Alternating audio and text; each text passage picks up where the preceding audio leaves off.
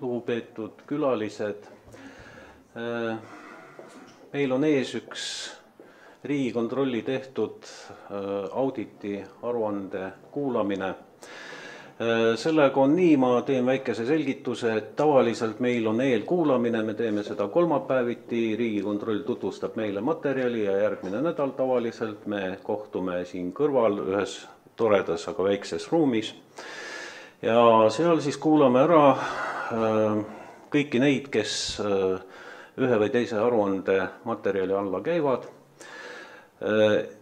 Kui me kuulasime seda riigi tegevust laste tervise hoidmisel ja ravimisel, siis minu meelest oli see spontaanne reaktsioon kõigil komisjoni liikmetel, et me tahaks seda arutelu läbi viia palju laiemas ringis. Need arvud, mis toob Riigikontroll, ma ei tea teie hinnanguid ja ei oskaks seda öelda vist meie komisjonis eriti mitte keegi, aga meile tundusid need üsna traagilised ja üsna kõva sõna, ütleks niiviisi.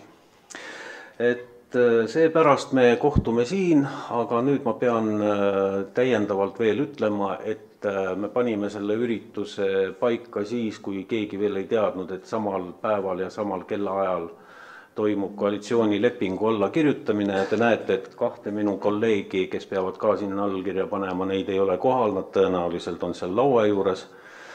Ja mina kahjuks ka pean paari minuti pärast siit lahkuma. Ma arvan, et selleks ajaks, kui Riigikontroll lõpetab oma esitluse, siis olen ma tagasi, aga juhul kui ei ole, siis Henn Põlluaas juhib edasi komisjoni, sest aseesimeest kohal ei ole. Nüüd meil on tänane päevakord lahti kirjutatud. Jällegi kell 3 tuleb peaministri kandidaat Riigikogu ette ja me peame sellest graafikust täna väga rangelt kinni hoidma. Nii et see oleks kõik, mis ette käib. Ja pöördun nüüd komisjoni liikmete poole, et algselt oli soov panna sellesse nädalasse veel valimised meie komisjonis, sest see pole saladus, et ma astun tagasi sellelt komisjoni esimehe kohalt. Aga õnneks Täht tuletas meelde, et kõik, mis meid puudutab, peab läbi Riigikogu saali läbi käima. See ei ole nagu tavalistes komisjonides kõik see asi. Nii et sellega veel aega on ja tõenäoliselt meil need uued valimised tulevad juba ülejärgmisel nädalal. Mitte see neljapäev igal juhul. Nii et nende seletustega ma pakun kinnitada selle nädala töökava. Pööran tähelepanu, et teisipäeval istungit meil ei toimu, aga kolmapäeval Henn kell 10, see aeg on endine, et kohtume seal. Kas keegi tahab päevakorda täiendada? Kinnitame. Nii, nädala töökava on kinnitatud ja ma annan sõna üle Riigikontrollile. Palun. Ja Henn. Tere pärastlõunat kõigile. Et Riigikontrollil on hea tutvustada auditit riigi tegevus laste tervise hoidmisel ja ravimisel. Et loomulikult võiks küsida, et mis siin väga palju riigiga pistmist on, sest laste tervise eest peaks hea seis meil kõige lapsevanem, kuid siin on kindlasti kaks aspekti. Et esiteks peab riik tulema appi selles kohas, kui lapsevanem ei oska või ei saa oma ülesanded nõuete kohaselt täita ja seetõttu võib sattuda ohtu lapse tervis. Ja teiselt poolt on riigil mitmeid erinevaid arengukavasid, mis kokkuvõtvalt ütlevad seda, et riik näeb, et tänased lapsed töötavad pikemalt, nad on kauem terved, nad suudavad maksta nii-öelda tegelikult neile pensioni ja seetõttu on eriti oluline, et laste tervis oleks hästi kaitstud, nende tervisehädad varaselt märgatud ja kiiresti ka välja ravitud, ehk hiljem ei tekiks täiendavaid koormusi riigi tervishoiukulutustele. Ja lühidalt tutvustab auditit auditijuht Mart Vain ja loomulikult meie audit on leitav meie koduleheküljelt, kus siis kõik saavad seda alla laadida ja lugeda. Aga nüüd ma annan edasi sõna auditijuhile. Aitäh! Kõigepealt auditi eesmärkidest, milleks oli hinnata, kas tänane laste tervishoiukorraldus tagab, et tervisehäiretega ja haiged lapsed leitakse võimalikult varakult üles. Teiseks, kui tervisehäire või haigus on tuvastatud, kas lapsed jõuavad õigeaegselt spetsialisti juurde. Ja kolmandaks, kui nad on spetsialisti juurde jõudnud, kas nad saavad ka vajalikus mahus ja vajadusel järjepidevat ravi. Kõigepealt terviseprobleemide märkamisest ja täpsemalt tervisekontrollidest. Tervisekontrollides käimine on üks peamisi haiguste avastamise ja ennetamise viise ning riik on ette näinud kindla sageduse, kui tihti tuleb tervisekontrollis käia. Audit näitas, et kontrollis käimine on ebaregulaarne ja sõltub laste vanusest. Kui kuni 2-aastastest käis juhendijärgsetes tervisekontrollides küllalt palju lapsi, 85–93%, siis eelkooliealistest 3–6-aastastest lastest käis 3 aasta jooksul ette nähtud sagedusega kontrollis ainult 4%. Ja sellises vanuses lapsed peaksid käima kontrollis kord aastas.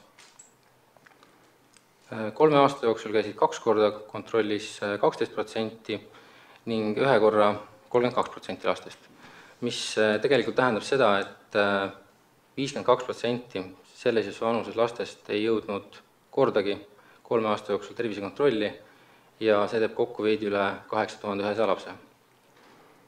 Ja kooliealistest käidi juba märksa vähem tervisekontrollides, olenevalt täpsest vanusest 8–20%.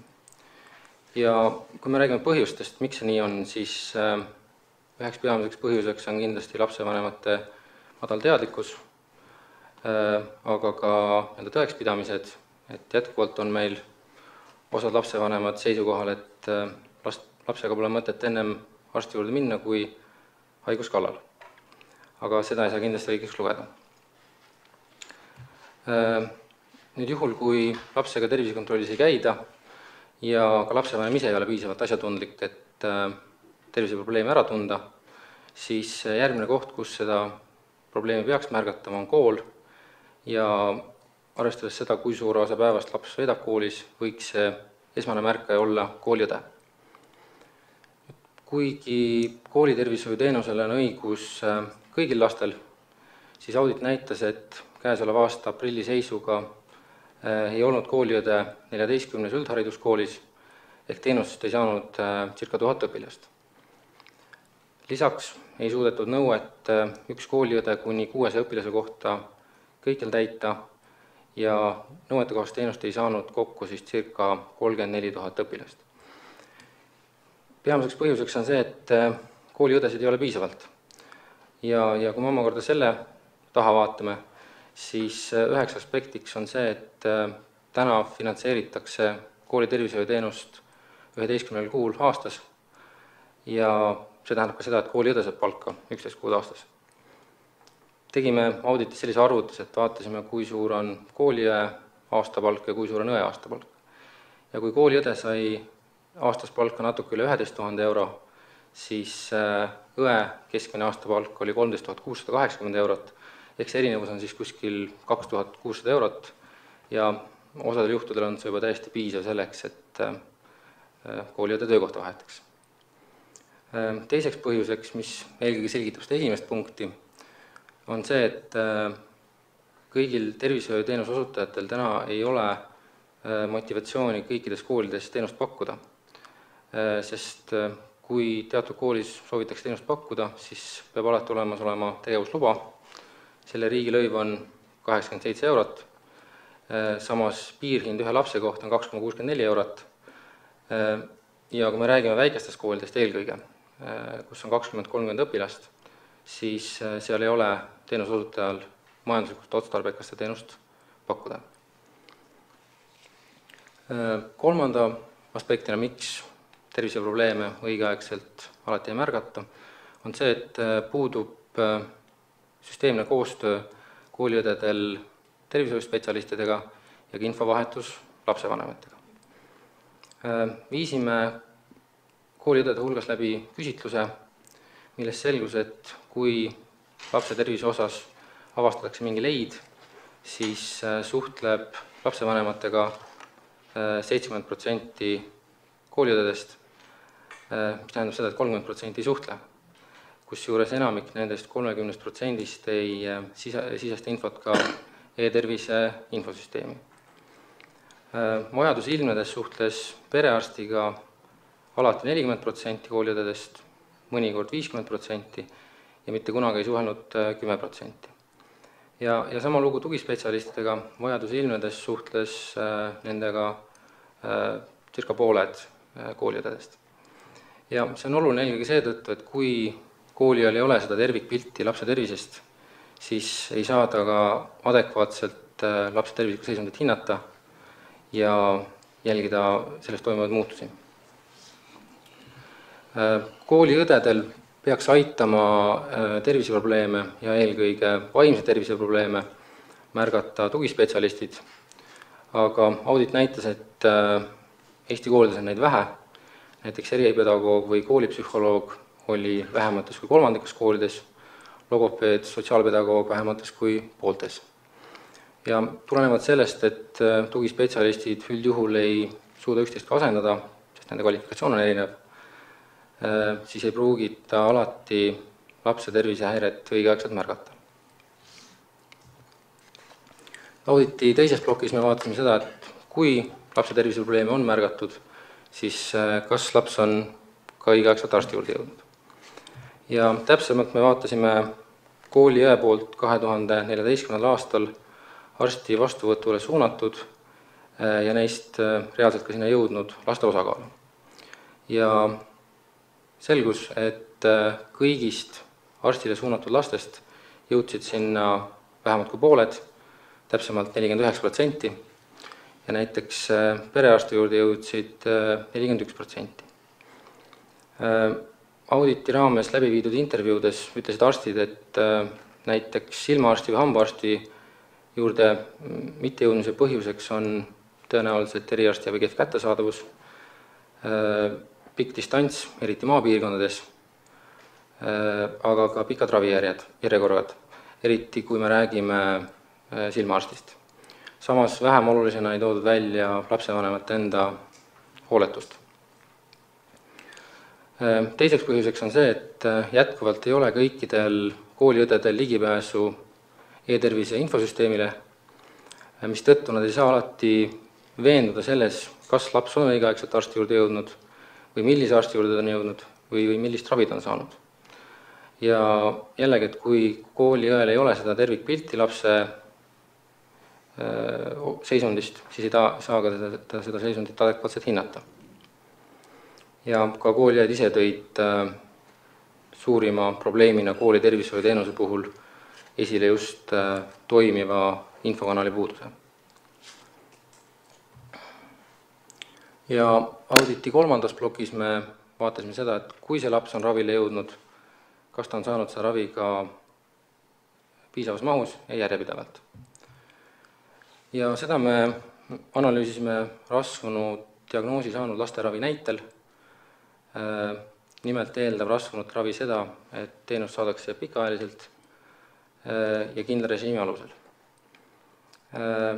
Tulemused näitasid, et 4-aastase perioodi vältel sai tervishoiuteenust vähemalt ühel aastal 58% rasvunutest, 2 aastal 30%, 3 aastal 8% ja kõigil 4 aastal 4%. Ehk siis tegelikult ainult seda 4% me saame lugeda selliseks osakaaluks, kes on saanud teenust järjepidevalt.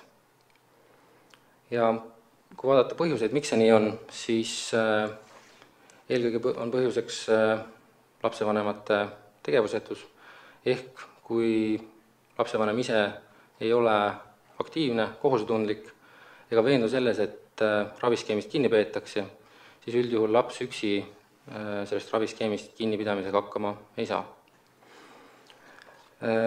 Ja täiendavalt on probleemiks ka see, et seni ei ole Eestis rakendatud ühtegi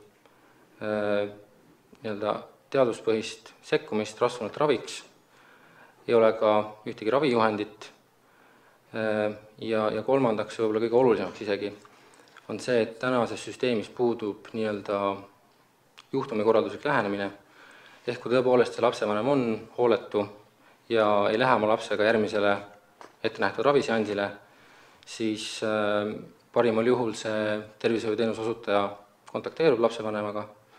Kui lapsevanem ei reageeri sellele, siis üldjuhul sinnapaika see asi jääb. Sellest tulenevalt auditi soovitused. Soovitasime töötada välja integreeritud teenuste kontseptsioon, mille raames ühendatakse toimivaks ja eelkõige koordineeritud võrgustikuks perearstiteenus, koolitervishoiuteenus, eriarstiabi, õppenõustamise tugiteenused ning lastekaitse. Ehk teisisõnu, süsteem peaks tagama selle, et laps ei jääks kahe teenuse vahele ega kaoks süsteemi ära, vaid saaks kõiki talle ette nähtud teenuseid õigel ajal ja õiges järjekorras.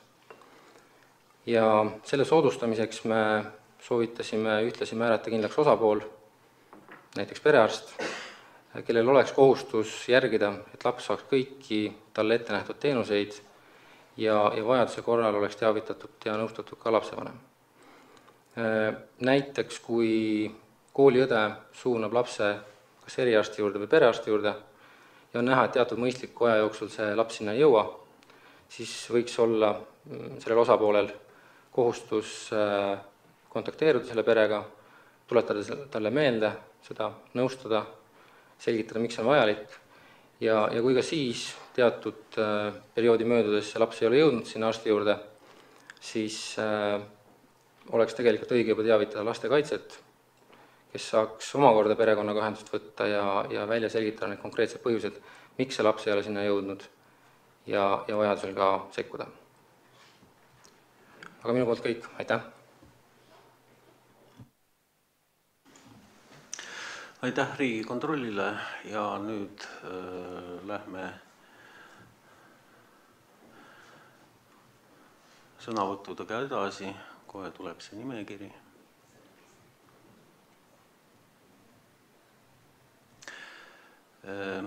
Ja mina orienteerun sellele kellale, mis siin minu vasakut kätt on, eks ju, ja üritame kinni hoida sellest reglemendist, mis siin paika on pandud, kuigi tegelikult meil on seal arvestades neid küsimusi ja vastusi 40 minutit nagu varuks. Aga see selleks. Tänane üritus läheb linti ja sellest tehakse üks ülevaade, nii et paluks ennast tutvustada, kui te hakkate esinema või kui küsimust esitate hiljem. Nii, ja praegu siis sõna Haridus- ja Teadusministeerium, palun.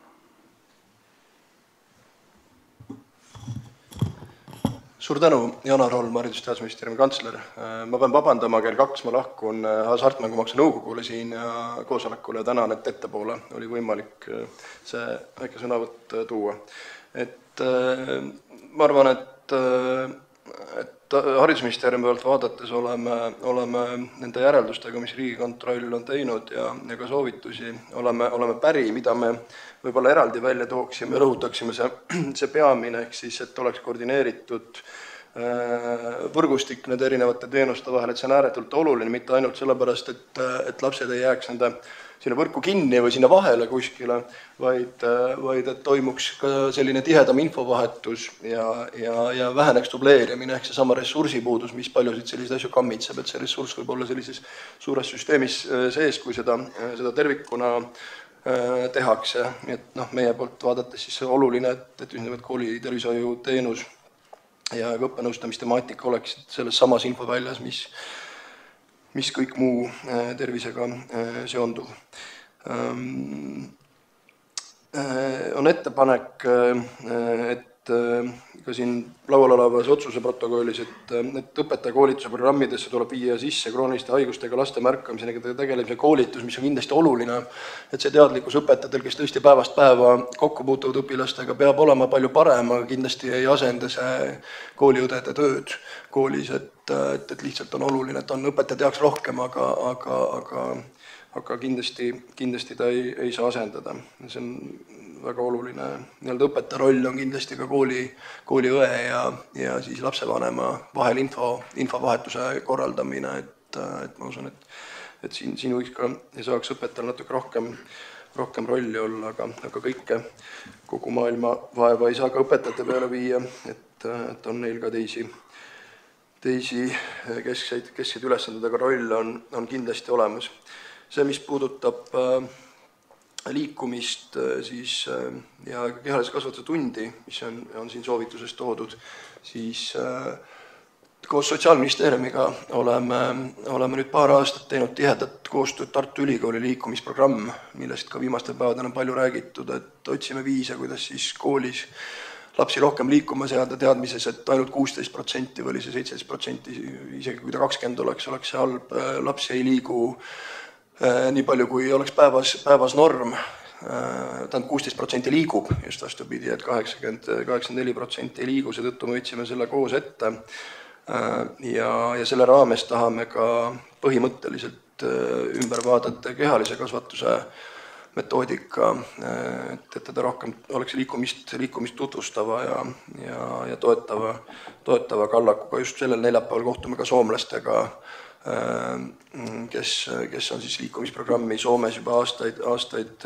vedanud, et otsime seda viisi, kuidas liikumiskooli kaudu rohkem propageerida, kuidas koolis oleks siis rohkem liikumisvõimalusi. Kindlasti on see õppenõustamistemaatika ja tugispetsialistide temaatika see, mis vajab lahendust.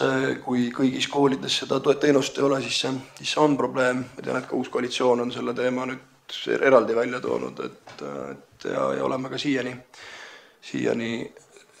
otsinud võimalusi, kuidas seda valdkonda rohkem toetada. Võib-olla need on need olulisemad asjad, mis ma ise välja tooksin hariduse vaatepunktist. Aitäh!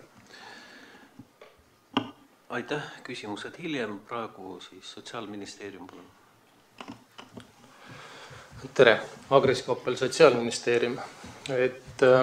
Kõigepealt veel kord suur tänu Riigikontrollile, et selliseid olulisi teemasid laste tervisega seonduvalt on nüüd uuesti välja toodud ja samas Riigikontrolli auditist lähtuvalt ja ka siin otsuse projektis olevad lahendused, et võin kinnitada, et praktiliselt kõigi nende puhul Sotsiaalministeerium koostöös Haigekassa, Tervise Arengu Instituudiga, teenuse osutajatega, erialaseltsidega on mitme aasta vältel juba vaadanud tulevikku ja arutanud, et mis siis edasi teha.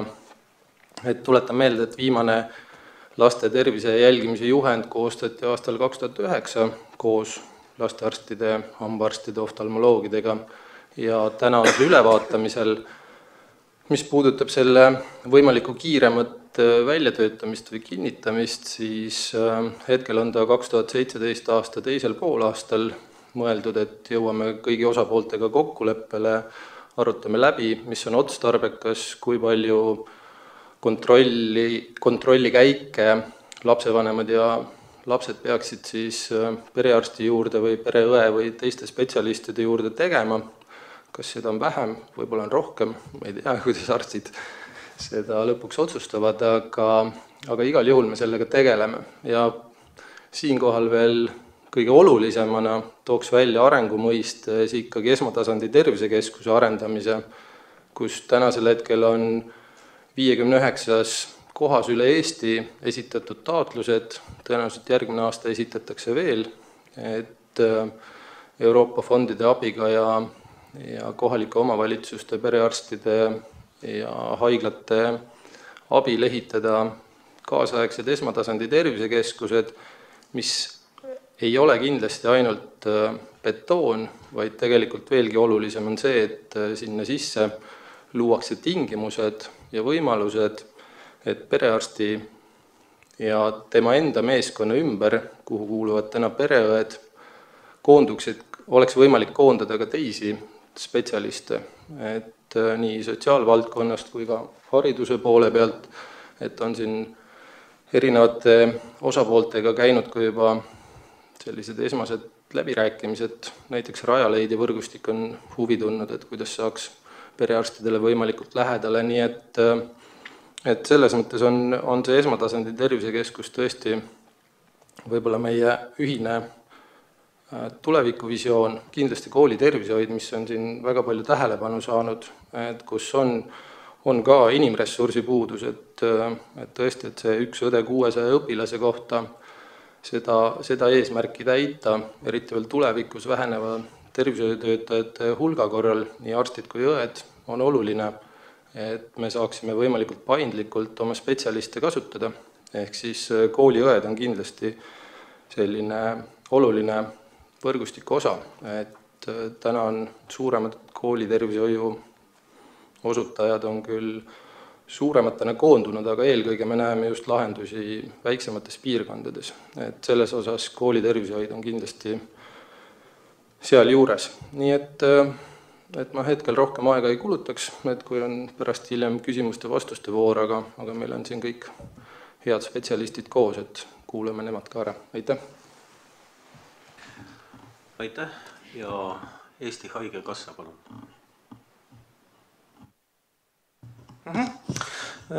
Suur tänu, härra esimees. Lühikene sissejuhatav sõnavõtt siis ja muidugi pärast küsimuste vastuste voorus kindlasti loodame sisulist ja edasiviivat diskussiooni. Alustan nagu alati, õnneks võib öelda tavapäraselt juba Riigikontrolli auditi aruteludel tänuga Riigikontrolli aadressil. Audit on tehtud professionaalselt, kaasates osapooli ja ma võin haigekassa poolt kinnitada seda, et me olime kaasatud auditi kõikides etappides.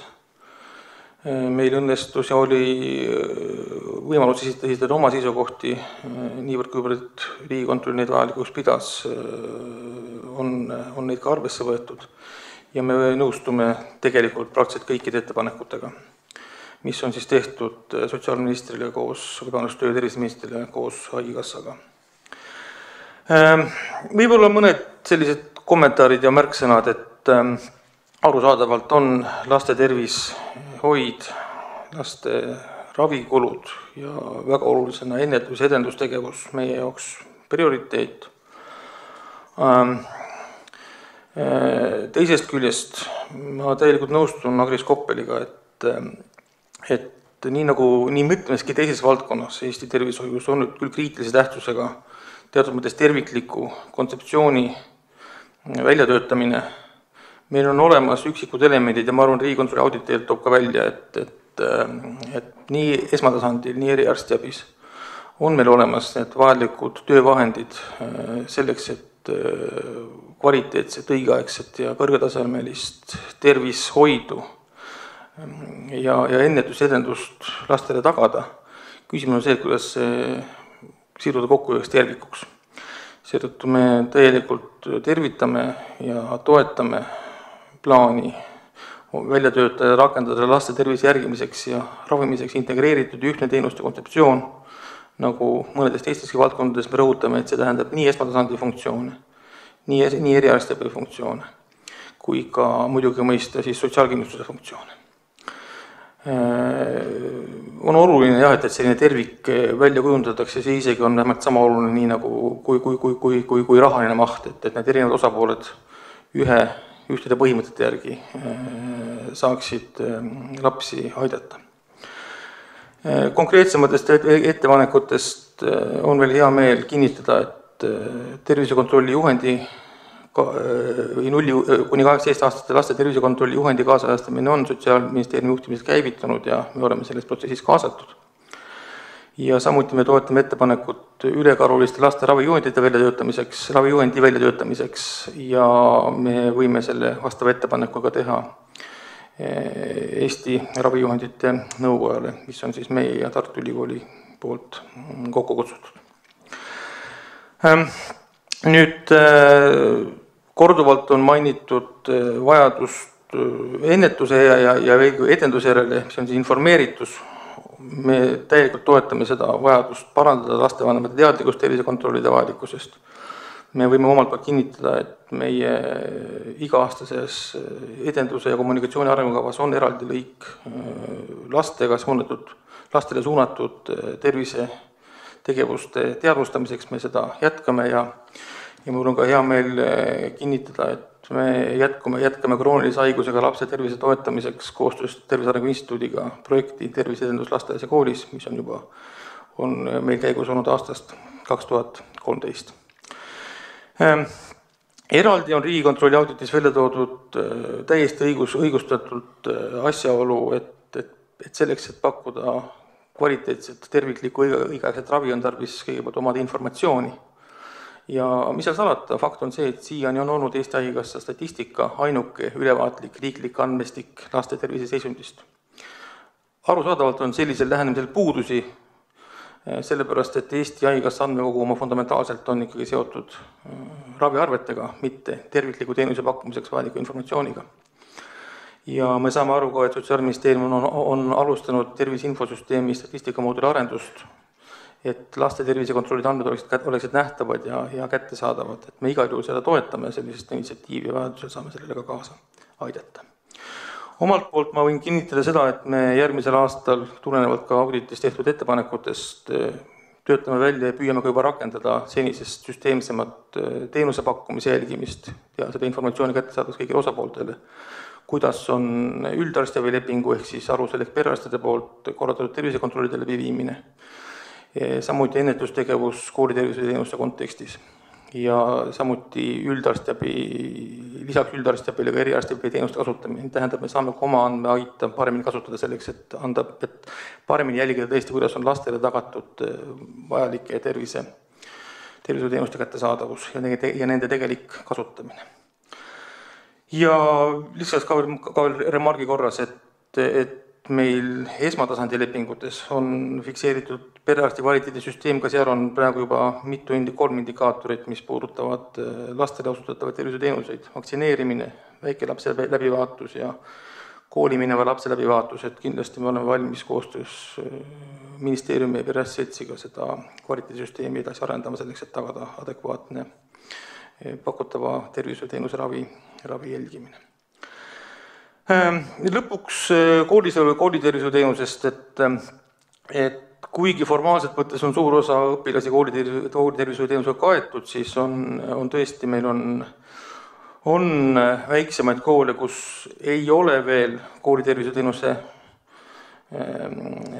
mis ei ole kaetud konkreetselt lepinguga, et meie viimaste andmete kohaselt, nagu mulle kolleegid ütlevad, on siis praegu vist 3 kooli sellist, kellega ei ole leping ka veel sõlmimisel. Me kindlasti seda vaatame, jälgime seda olukorda, teeme kõik selleks, et koolitervishoiuteenus oleks tagatud igas koolis ja arusaadavalt, et kui koolitervishoiuteenusega lepingus partnerid koolis ei ole, siis teatud funktsioone peab täitma ja täidabki siis lapse perearst. Oli konkreetne küsimus ka välja toodud, kuidas me koolitervishoiu teenust tellime ja tõepoolest, et koolitervishoiuteenuste eest tasume me praegu arvestusega 11 kuud aastas. See lähtub lihtsalt seisukohast, et me tõepoolest mitte ei tasusta koolitervishoidu pearahapõhiselt, vaid ostame teenust ja see siis sellest järeldub ka see lihtne lähenemine, et koolitervishoiuteenust 1 kuu aastas tõenäoliselt ei osutata. Et seda ostumudelit me võime kahtlemata ka üle vaadata ja seda võib teha siis, nagu ka Agris Koppel viitas, siis esmatasandi tervisekeskuste uue toime ja ostumudeli arendamisega koos. Et me võime seda kindlasti teha, aga praegu on fakt ka selline, et kuna me ostame tervishoiuteenust, kuna tervishoiuteenust pakutakse 11 kuud aastas, me ise oleme hinnanud, siis seetõttu 1 kuu aastas on meie lepinguga praegu kooli õeteenused pakkuvatele tervishoiutöötajatele katmata. ma arvan, see on praegu kõik, veel kord rõhutan, et see on väga õigeaegne audit, hästi tehtud audit, me oleme ettepanekutega nõus ja rõhutaks ka veel kord, et siin tõesti võtmesõna on erinevate osapoolte koostöö. Need elemendid on tegelikult olemas, et me peame lihtsalt tagama selle, et info liiguks ja et töötatakse ühiste põhimõtete alusel. Aitäh! Aitäh! Tervise Arengu Instituut, palun!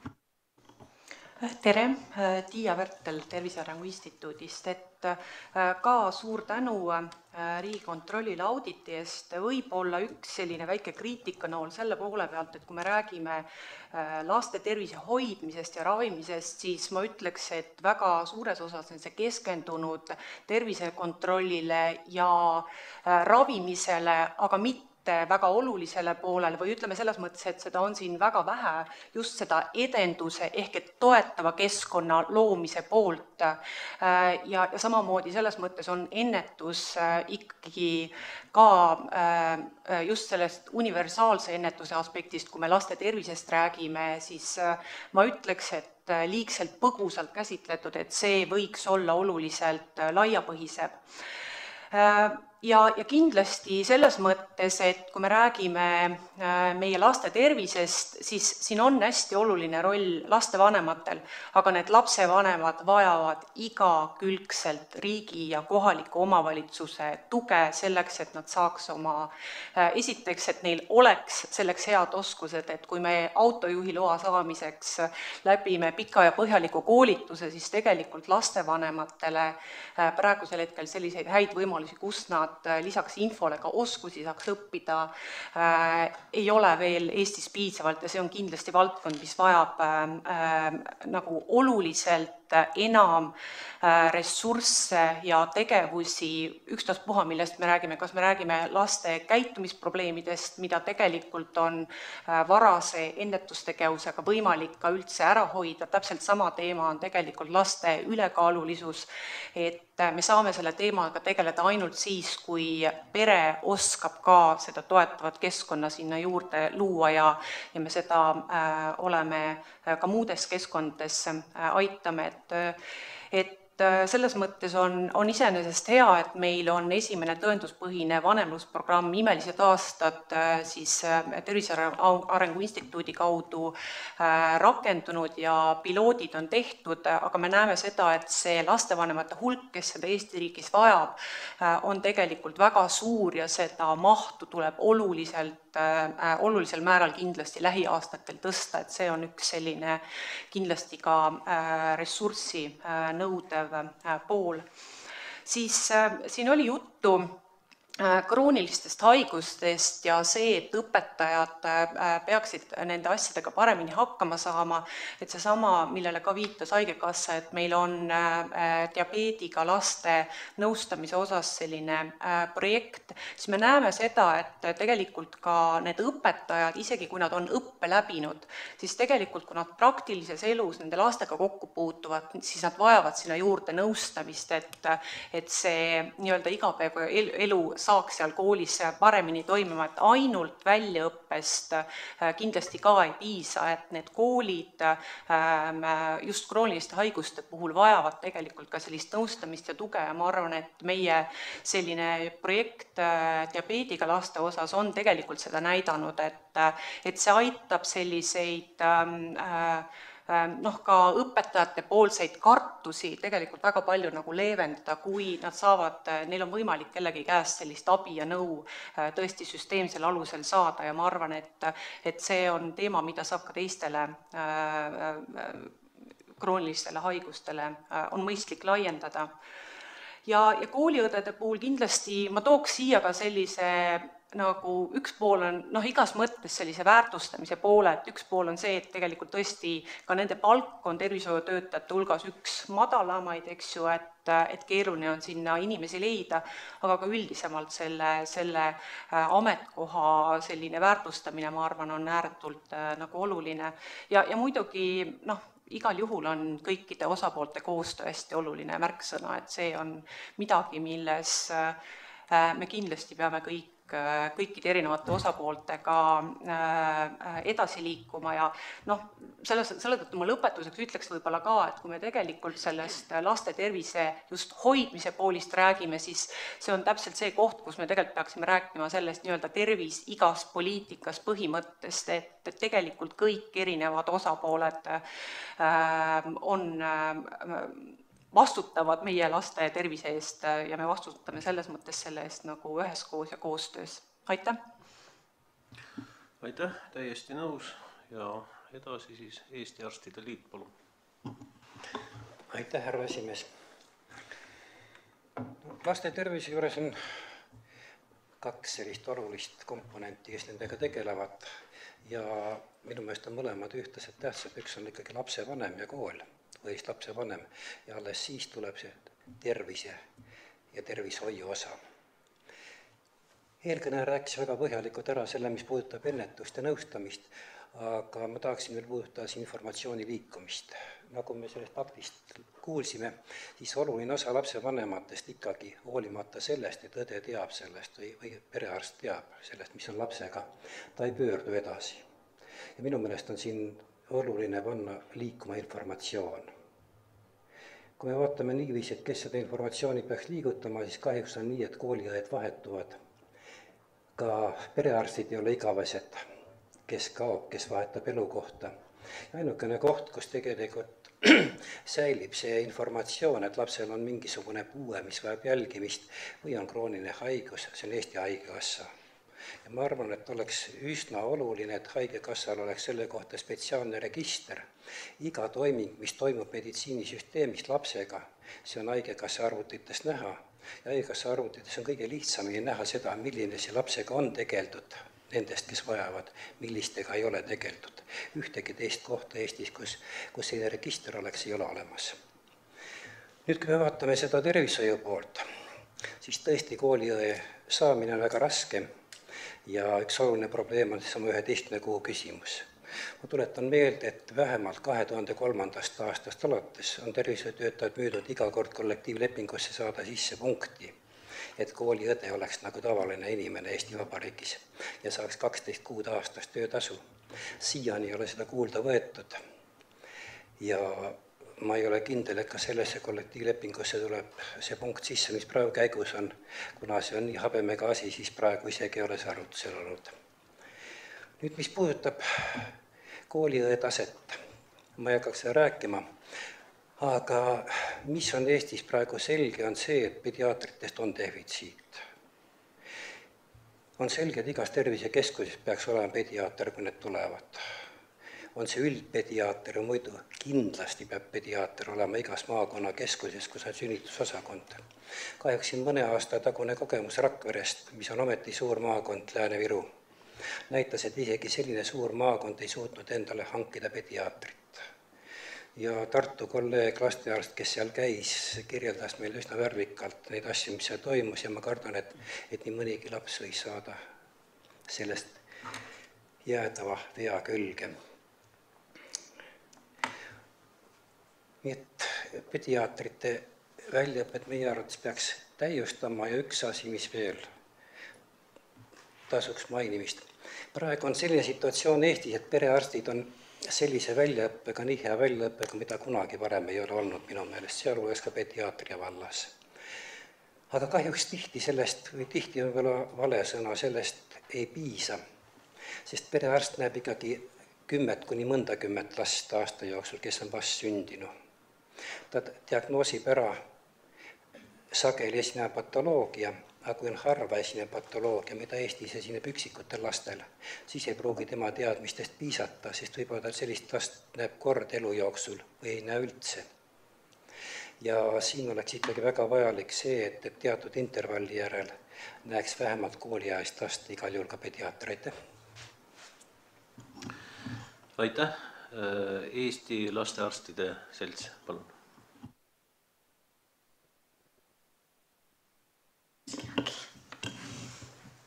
Tere päevast, mina olen Ülle Einberg. taasiseseisvunud Eesti Vabariigi 25 aasta jooksul ma ei ole näinud nii põhjalikku auditit, nagu seda on teinud Riigikontroll. Ja tõesti, nii nagu eelkõnelejad on öelnud, suur tänu selle eest. Kui võib-olla tavakodanik, kes loeb seda auditit, on talle paljud faktid šokeerivad, siis ma kahjuks pean teile ütlema, et lastearstidele ei tulnud need faktid üllatusena. Vastab tõele, et paljusid lastehaigusi ei märgata piisavalt vara, lapsed ei suunata õigeaegselt ravile ja ravi ei ole olnud alati järjepidev. Ja see tuleneb paljustki puudulikust tervisekontrollist. Ega mina ka ei osanud arvata, et eelkooliealised lapsed, pooled neist ei ole läbinud tervisekontrolli ja veelgi vähem on käinud arstlikus kontrollis koolilapsed. Mida see tähendab tegelikult? See tähendab ju seda, et ei ole kordagi last korralikult läbi vaadatud, siis järelikult me ei saagi avastada neil mingeid haigusi, ega me ei saa ka teha mingeid ennetavat tööd. Ma ei mõtle haigusi, aga ka kõrvalekaldeid või muid probleeme, mis lapsel esinevad. Et see protsent oli muidugi tõesti väga suur. Ja tõesti, ma olen olnud Lastearstide Seltsi president nüüd juba teist korda, ka aastatel 2007-2010 ja minus hakkas täiesti ära kaduma see suhtumine riiki, et midagi me ka teeme laste heaks. Tõesti, see loosung "Lapsed on meie riigi tulevik" ei olnud ammu enam minu jaoks tõsiselt võetav, sest nii palju, kui me oleme tahtnud nagu parandada seda laste kvaliteeti, arstiabi kvaliteeti, et nagu Lastearstide Seltsi siiski need ettepanekud on jäänud kõrvale. Et ma ütleks, et see aasta on tõesti olnud selline teistmoodi aasta, et ühelt poolt on üllatused meil siin Riigikogus ja mujal maailmas, et tõesti selline üllatus on ka tegelikult täna istuda siin ja rääkida laste tervisest ja suur tänu teile selle eest. Et doktor Andres Korg tõi juba välja selle minu mõtte, et üks asi, mis nagu näitab ka riigi suhtumist laste tervisesse, on see, et siiani me lastearstidena ei ole saanud aru, miks tervisekeskustesse ei ole lülitatud sisse laste arstiabi teenust. Seda on ilmselgelt vaja üldpediaatrit tervisekeskusesse, sest me seame ju tegelikult lapsed ebavõrdsesse olukorda võrreldes täiskasvanutega. Kui täiskasvanutele antakse ka üldarstiabiteenust tervisekeskuses ja nad on sisearstid sisuliselt, kes on sillaks esmatasandi ja eriarstiabi vahel, siis lastele ma võin öelda, et antakse praegu pediaatrilist abi, antakse esmatasandil ja tegelikult enamasti siis kõrvalerialaga pediaatrite poolt, kes töötavad haiglate juures.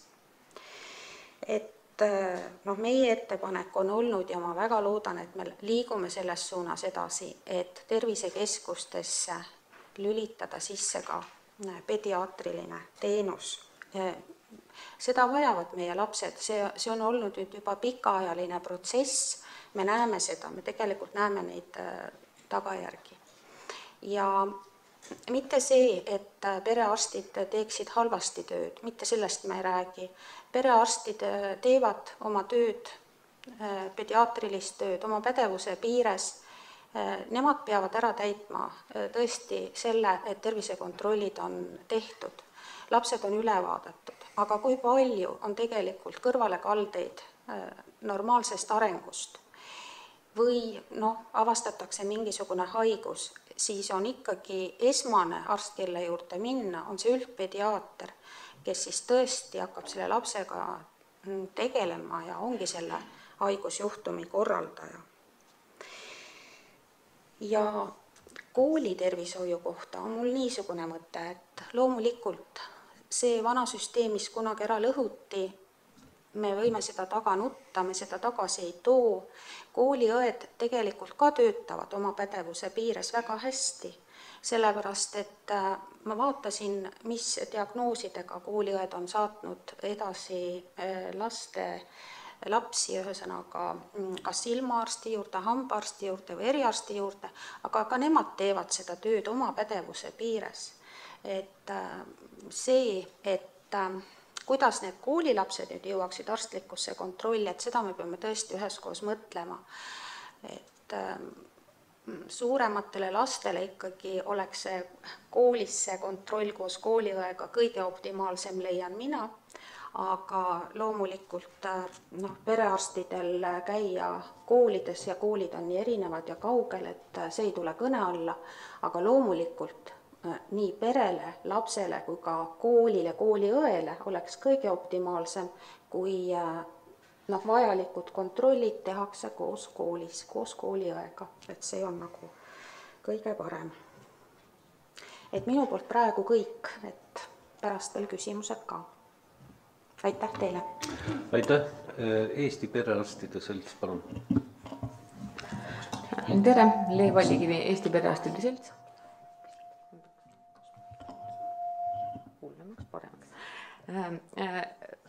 Suur aitäh selle põhjaliku ülevaate eest, et tõepoolest nagu kolleeg Bertel ka ütles, et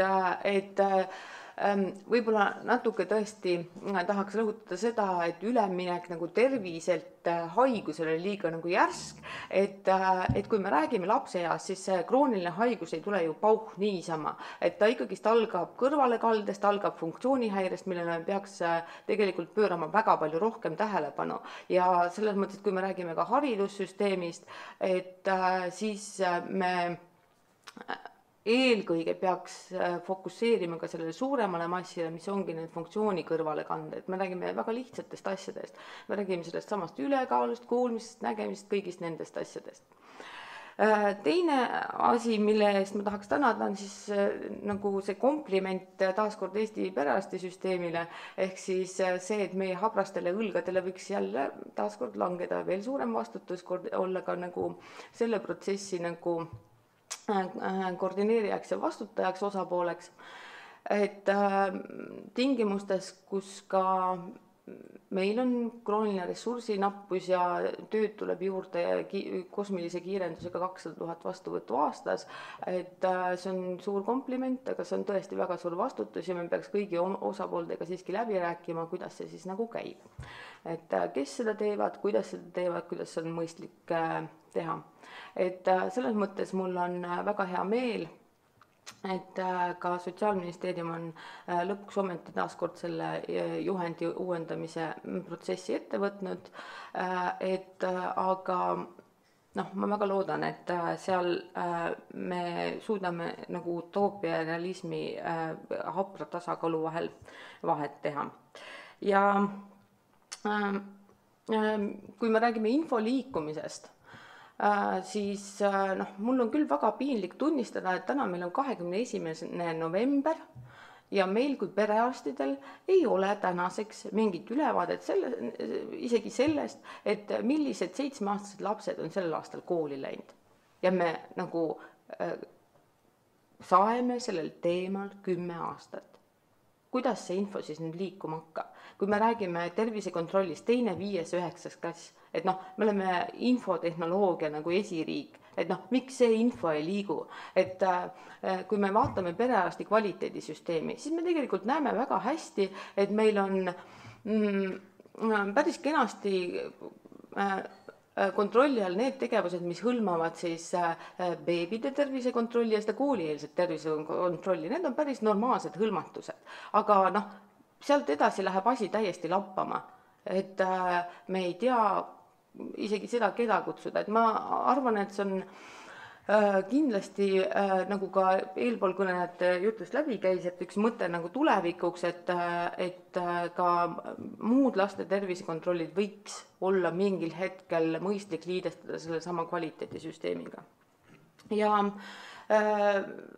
lapsevanemad on ka kindlasti üks selline osapool, mida tuleks võimestada, sest et noh, nii kurb kui see ka pole, et lapse kasvatamine ei ole alati meditsiiniline teema, ja meil on väga palju selliseid vanemaid, kes ei oskagi vanemad enam olla, et noh, kui arst peab õpetama seda, kuidas last vannitada või noh, et millal ta peaks nagu rääkima hakkama, et siis see on ka natuke kurb teema.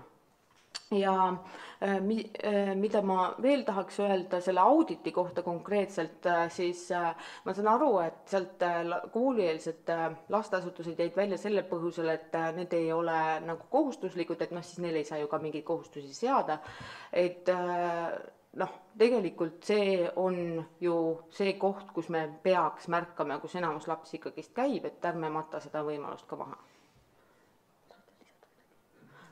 Vist lühidalt kõik, aitäh! Aitäh! Nüüd Eesti Psühhiaatrite Selts, palun. Tere, Anne Kleinberg. Ehk et ma pean ka olema nende hulgas, kes ütlevad, et väga tore, et riik võttis vahelduseks asja tõsiselt ja uuris, mis nende lastega siis on. Arstina on muidugi hea meel, kui tehakse seda läbi terviseprisma, kuid kui ma niimoodi laiemalt vaatan, siis see räägib ju sellest, et tervishoid on üks viimane kants, mis veel enam-vähem peab, kui me laste hooldamise ja nende eest vaatamisega üldse tegeleme tõsiselt. Ehk et väga tore, et tuleb integreeritud teenuste kontseptsioon. Olen ise selle sünni juures olnud, tean, kuidas asjad hakkavad olema, usun sellesse. Kuid vaadates seda, mis lastepsühhiaatrid on kogenud nüüd kahjuks suuremalt olnud küll Norra riigi toel, ehk kui on võimalik oma tööd intensiivistada, integreerida, siis see tegelikkuses selles riigis, kus me elame ja lapsed on olnud ripakil ikkagi circa 15-20 aastat meil, toob alguses väga palju kroonilisi keerulisi juhte juurde. Ehk et ma olen väga selle poolt, et ennetamine, edendamine on tore, aga realistlikult tuleb valmis olla sellest, et järgmised 10 aastat ikkagi tervishoidu tuleb väga palju keerulisi juhte juurde. Ehk et praegused regionaalsete keskuste arengud näitavad, mida kõike tuleb perifeerias, seal, kuhu tervishoid ei ole jõudnud, kuhu ennetus ei ole jõudnud. Ja siis need õnnetud lapsevanemad, kes tegelikkuses ei olegi nii kuritahtlikud ja laisad, nende tööandjad ei lase neid töölt minema, ehk et nad ei jõua minna nendele kursustele, kus neile vanemlust õpetatakse, ta ei jõua kõikide nende eriarstide või ka perearsti juurde lihtsalt reaalselt kohale minna ja siis on ta veel lisaks ka ise haige. No mina olen psühhiaater, mina näen seda, et isa joob, ema on depressiivne ja neil ei kuskile arsti juurde minna, aga põhimõtteliselt on nende enda kroonilised probleemid ka teemaks. Noh, nemad võtavad kätte, lähevad EMO-sse ja õhtu lähevad kuskil 7 tuuris. Aga kokkuvõttes minu meelest ei ole meie lapsevanemate olukord just eriti kiita, ehk nad ei saa kõiki neid integreeritud ootusi hakata täitma, kui neil ei teki mingit reaalset võimalust. Ja kui ma nagu laiemalt vaatan, siis seda mulle siiski tundub see, et pediaater mu kõrval on jahmunud, et nüüd lõpuks pannakse lapsi tähele. Muidugi me olemegi kõik jahmunud, kui aeg-ajalt keegi lapsi tähele paneb. Ehk et minu meelest see suhtumine sellesse, kuidas me asju ajame, et terviseprisma võib panna poliitikasse, aga nii kaua, kui me ei pane lapse ja pere prismat kõikidesse poliitikasse ja mõtle, kuidas see lapse elukäiku võiks mõjutada. Ükstapuha kroonilise haiguse ennetamine, logopeedi saamine või normaalsesse kohta lasteaeda saamine, mida iganes, või see, et ta isa jõuab normaalsel ajal koju, sinnamaani me jäämegi siin niimoodi heitlema. Ja paberi peal integreerimine ilma eelarveta ei aita küll mitte kedagi, ehk et väga põnevusega vaatan, kuidas siis näiteks laste vaimse tervise vallas riik reaalselt võtab selle vastutuse üle. Norra on ilusti teinud maha märkinud selle stiili, kuidas võiks töötada.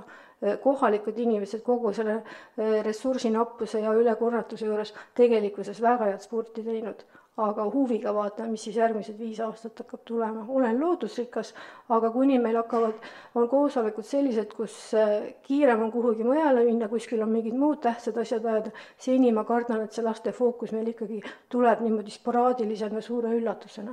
Kuigi laps tegelikult ei tule ju suure üllatusena. 9 kuud kantakse, 18 aastat vähemalt kasvatatakse.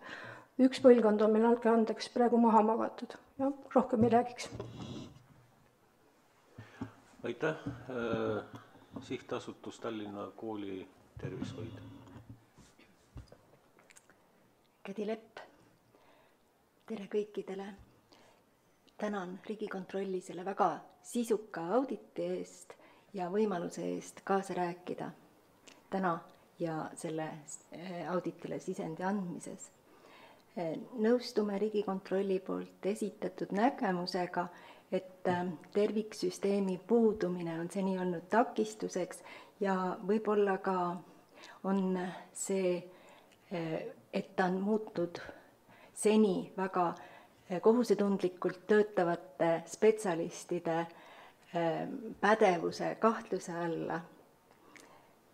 Tallinnas ja Tartus loodud koolitervishoiusüsteem pakub tervikuna koolides koolitervishoiuteenust ja selle süsteemi, nende süsteemide toimimine on näidanud, et siiski erinevused vabariigis, nii nagu auditki näitas, on väga suured nii kvaliteedilt kui kättesaadavuse osas.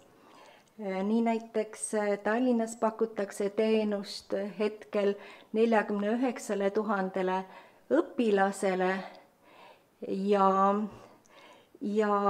me oleme suutnud alati leida kooliõe nendesse koolidesse, ehkki kolmandik Tallinna koole on suuremad kui 600 ja meil on seal tõepoolest vaid üks kooliõde, aga ütlen ka seda, et mitme kooliõe panemine sellesse kooli ei ole hetkel võimalik, sest vastavaid tingimusi pole loodud ja loomulikult ka hetke rahastamismudel ei kannata seda. Ja need kooliõed, kes nüüd töötavad suurema intensiivsusega, need ei tööta halvema kvaliteediga, sest meie süsteemis on välja töötatud kindel kvaliteedimudel, mida igal aastal üle vaatame ja mis on seotud ka töö tasustamisega ning seetõttu me oleme suutnud siiski tööturul piisavalt konkureerida. Kvaliteedi osas võib-olla tooksin välja selle, et Riigikontroll, kui näitas, et koolitervishoiu läbi viidud tervisekontrollide osakaal oli keskmiselt vabariigis 79%, siis vaatasime enda Tallinna piires samal aastal oli see protsent tublisti üle 90 ja näiteks 7. klassides isegi 98,8 ja nii on see jätkuvalt kõik aastad olnud. Teiseks sooviksin kommenteerida tervise infosüsteemi toimimise madalat suutlikkust, mis tõepoolest takistab kõikide osapoolte tööd laste tervise jälgimisel meil ja mõnelgi teisel koolitervishoiuteenuse pakkujal on loodud e-kooli tervishoiu infosüsteem, mida me kutsume ECTIS-eks, kuid ja 100% me saadame teatisi juba ammu aastast 2010 üldisesse süsteemi, kuid kahjuks erinevate süsteemide kasutamine ei võimalda meil teateid ühtselt lugeda ja näha. Ütleksin ka seda veel, et siiski Eesti Haigekassa poolt rahastatud koolitervishoiu mudelis on siiski IT-kulud rahastatud osaliselt ja kõiki infotehnoloogilisi kulusid ei ole arvestatud, nii et meil on toeks olnud Tallinna linn, kes siis aitab meil rahastada seda ülejäänud puuduvat osa. Kolmandaks peatun sellel, et me siiski teame juba aastaid, et keskmiselt üle poolte Eesti koolilastest on mingi terviseriskiga või kroonilise haigusega, riskikäitumisest rääkimata, et tervishoiukulud ei muutuks järjest koormavamaks riigile, peab siiski olema tagatud, et vähemalt nende laste kohtumine nii kooliõdede, perearstide ja õdedega oleks siiski tihedam ja kui nüüd on ülevaatamisele uus juhend tervisekontrollide sageduse osas, siis tõepoolest peab selles osas väga tõsiselt kõikide osapooltega rääkima, et need pooled lapsed vähemalt saaksid sagedamini, vähemalt kord aastas kohtuda tervishoiuspetsialistiga. Ja loomulikult toetame hästi koordineeritud terviksüsteemi, kus siis oleksid kättesaadavad kõik tugiteenused, kus oleks olemas pediaatrid kindlasti, perearstid, õed, vaimse tervise teenus, lastepsühhiaatrite ja ma arvan ka oleks aeg mõelda laste vaimse tervise õdede ettevalmistamisele. Arvame, et ülesannete lisamine olemasolevate spetsialistide vastutusalasse pole lahendus. Võib-olla me peaksime taaskord üle vaatama vastutused ja need täpsustama. Nõustun kindlasti ka Tervise Arengu Instituudi Tiia Perteri poolt välja öeldud mõttega, et liiga esmatasandis on kallutus ravile, kuid samas ka tõepoolest hetkeolukord see nii nõuab ja kui kooliõe ülesannetes on tegelda peamiselt ennetusega ja mitte raviga, siis tegelik olukord on siiski absoluutselt vastupidine. Osapooled kindlasti mäletavad eelmisi laste tervisega seotud auditeid ja me teame ka seda, et mitte midagi ei muutunud. Väga tahaks loota, et nüüd on see õige aeg. Aitäh! Tartu kooli tervishoiu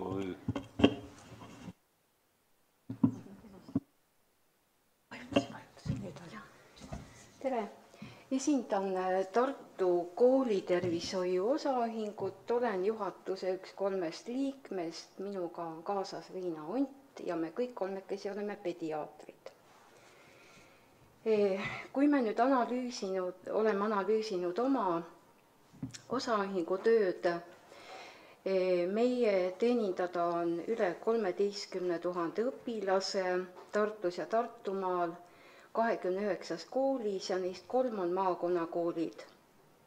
Ja Tartumaa haigekassa osakonna usaldusarstide poolt läbi viidud auditid on andnud meie tööle päris hea hinnangu. Meie esimeste klasside õpilastest on eelmisel õppeaastal käinud tervisekontrollis 98,8%, kolmandatest klassidest 97,5%, 7. 96% ja 11. 90%, nii et me arvame, et päris hästi. Siis peamised probleemid, mida me ka esile toome, on ikkagi infovahetus erinevate tervishoiuteenuse osutajate vahel, lapsevanemate terviseteadlikkus ja vastutus. Ja Riigikontrolli soovitus erinevaid teenuseid pakkuvaid andmebaase ühildada on väga hea, sest on olukordi, kui ei saa alati infot telefoni teel kätte eriolukordades ja tagasiside on problemaatiline. Siis nõustume, et kuni 18-aastaste laste tervisekontrolli juhend vajas ülevaatamist ja meie ettepanek on teostada tervisekontrolle 10. klassis, mitte 11. Sest on nõue teostada tervisekontroll kõikidele uutele õpilastele koolis. Siis tõepoolest vajaksid õed kaasajastatud tegevusjuhendeid ja väljaõpet olukordade paremaks hindamiseks ja kiireks lahendamiseks, no näiteks koolivägivald, narkootikumid. Ja samuti koolitervishoiuteenuse rahastamise küsimus on raske saada noori õdesid kooli, kui tasustamine on 11 kuud. Meie õdede keskmine vanus on 46 aastat. Ja siis tekib küsimus, mida siis augustis õed võiksid teha. kui on õpilased veel suvepuhkusel ja ei ole õppetööd. No näiteks dokumentatsiooni korrastamine, esimese klassi õpilaste ja vanematega kohtumine, siis immuniseerimisplaanide koostamine, osalemine õppenõukogudes, mida õed nagunii teevad, siis uute õpilaste terviseandmetega tutvumine, vajadusel nende täpsustamine ja muidugi ka koolitustel osalemine. Et need oleksid meie põhilised märkused. Aitäh, lähme nüüd küsimuste juurde ja Kristjan Kõljalg, sulle sõna. Aitäh, arvan, et see audit on väga hea ja juhib tähelepanu tõsistele probleemidele.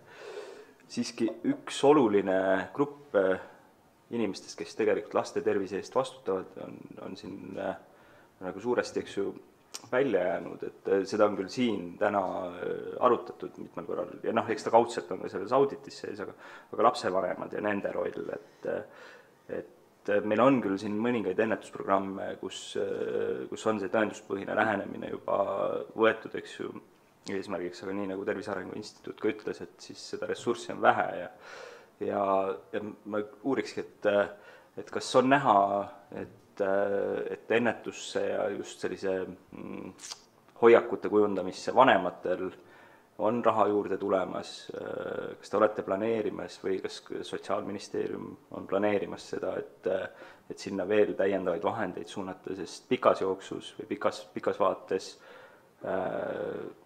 see on ainukene asi, mis nagu aitab, et jah, ma saan aru, et täna me peame ka tagajärgedega tegelema, aga et selline pikk vaade. Aitäh.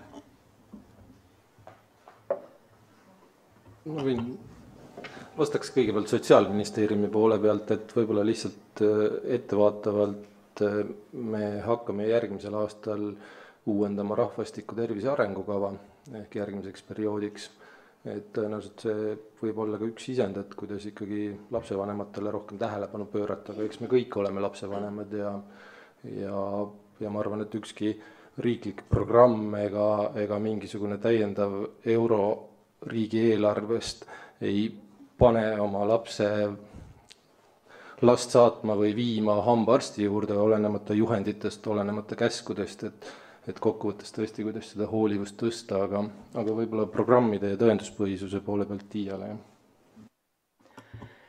Et ühesõnaga 2004 ka siis Norra vahendite toel või ütleme siis Euroopa Liidu toel on programmi Imelised aastad Eestisse praegu toodud, siin eesti venekeelsena kohandatud ja kui algselt oli selline helesinine unistus, et tegelikult sellist programmi, ta on nagu universaalne programm, et põhimõtteliselt võiks selliseid oskusi omada kõik lapsevanemad, siis muidugi päris sellisel kujul, mis ta on siis kokku 4 kuud kord nädalas lapsevanemad kokku saada, et me näeme seda, et kindlasti tuleb juurde vaadata veel ka selliseid lühemaid nagu vanemlikke oskusi õpetavaid programme, mida on võimalik ka koolide ja lasteaedade põhiselt lasteaiaõpetajatel ja kooliõpetajate kaudu näiteks pakkuda, et me oleme praegu koostamas sellele Imelised aastad programmile niinimetatud nagu jätkustrateegiat, et eelmisel aastal me saime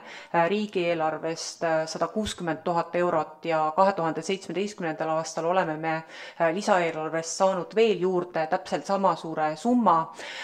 Kindlasti tulevikuperspektiivis on siin oma roll riigil nii selle programmi kvaliteedi hoidmisel, uute grupijuhtide koolitamisel ja nii edasi, aga strateegias me tahame ka paika panna selle, et kuidas see erinevate osapoolte vastutus selles osas saab olla, et osaliselt saaks kindlasti seda teha ka kohalike omavalitsuste nii-öelda toel, aga jah, nagu pikemas perspektiivis, et kui me praegu suudame aastas pakkuda nende rahadega kuskil 300-400 lapsevanema koolitust, siis tegelik vajadus, et et kas või sellised minimaalsed just probleemsemad pered katta on kuskil 12-13 000 lapsevanemat aastas, nii et te kujutate ette, kuivõrd suures, me praegu räägime, et me katame, ütleme 0,0% lapsevanematest, ehk et siin on tõesti väga suur hulk, mida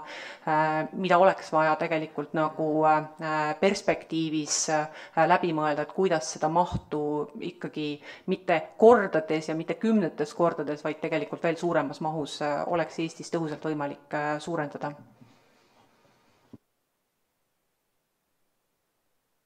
Palun.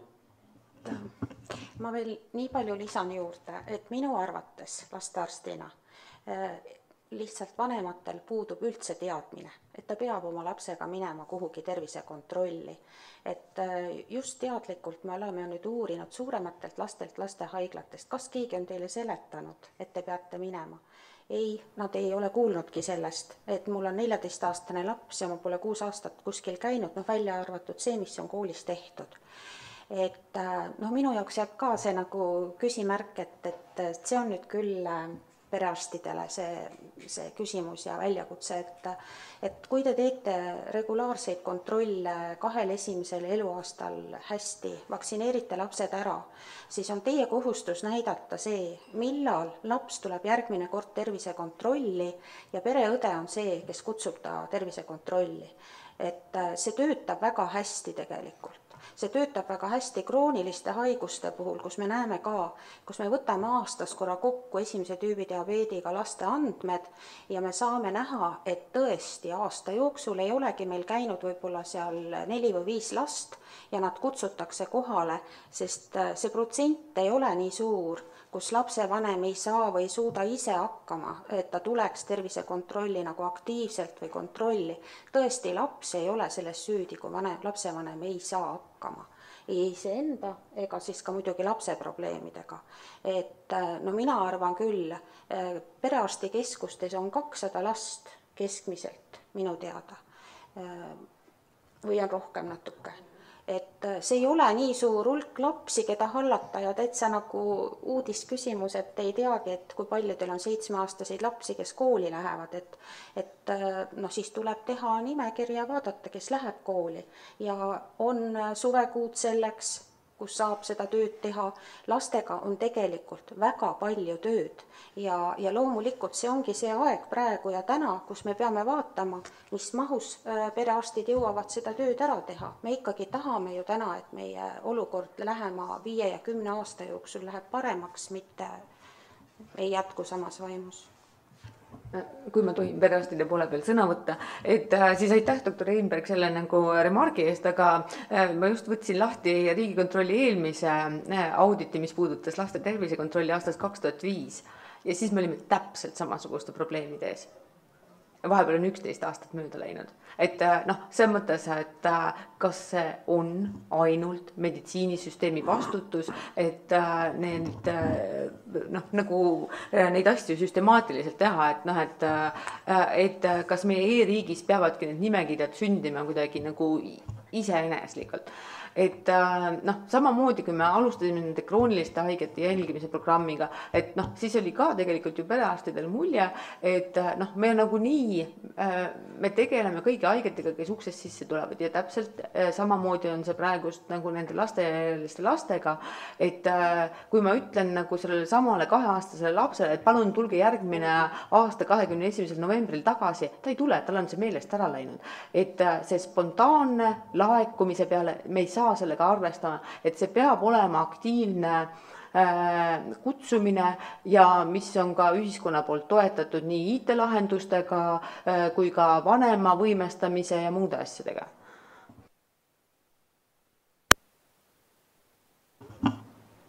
Aitäh, ma siin teeks ühe repliigi sellel teemal, et inimene on selline imelik loom, et ta teab väga palju sellist, mida tal eluski vaja ei lähe, aga kasulikku informatsiooni mäletab 4 kuud. Keskmiselt. 4 kuud ja kõik on unustatud. Tähendab,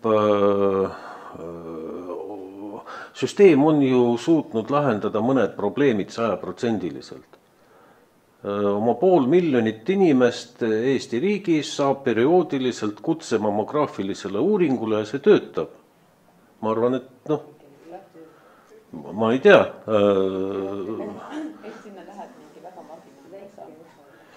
Tähendab, me ei saa midagi teha nende laste vanematega, kes ei hooli oma lastest. Aga neile esimene samm teha, et meelde tuletada, et on vaja midagi teha.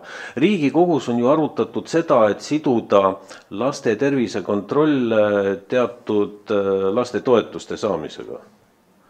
Ja vahepeal asi läks nii kaugele, et peaaegu läkski sinna vastuvõtmisele, aga siis arvati, et see ei mõjuta situatsiooni, hea küll, see on võib-olla mõnevõrra terroristlik selline, aga vähemalt meelde tuletada õigel ajal. Nii et ei oleks kellegi peale pärast viidata. Nii, aga jah, Henn, palun. Aitäh.